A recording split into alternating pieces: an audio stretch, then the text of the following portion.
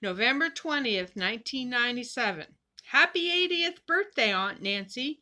Crystal, Dan, and Kelly all shouted in unison. Thank you, my dears. This has been a lovely surprise. I hate to put a damper on our celebration, but there is something you must know to prepare you for the future. I'm dying of cancer, and the doctor says I only have a couple of months at best.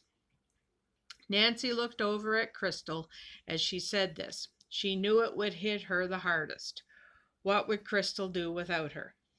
Oh, Aunt Nancy, how long have you known? Crystal cried.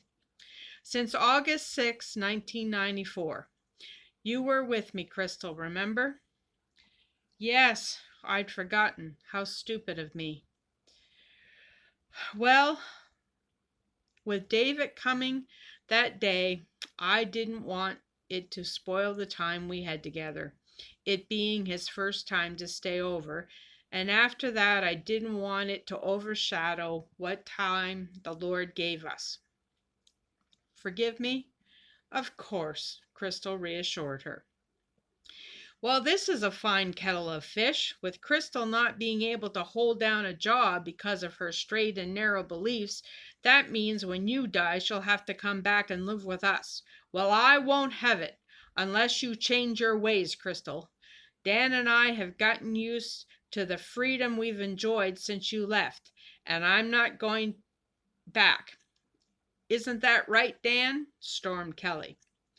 Dan, remembering the time he sided with Crystal over what color the dining room should be and the fallout from it, he said, Right, honey.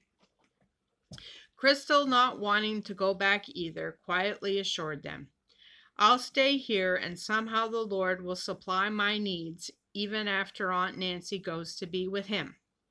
Fat chance. Look how he's been supplying your needs now. You don't even have a car, and we have two, taunted Kelly. No, you'll come crawling back to us, and this time we are going to be the dictators, or out you go on the street. When Kelly and Dan left, Nancy succeeded in soothing Crystal's temptation to give in to the fear of having to go back and live with them by reading Psalm 37 to her. When Nancy got to verse 25, she gave her the Bible to read and said, You read it to me. I have been young and now am old, yet have I not seen the righteous forsaken, nor his seed begging bread. Don't ever forget that verse, Crystal.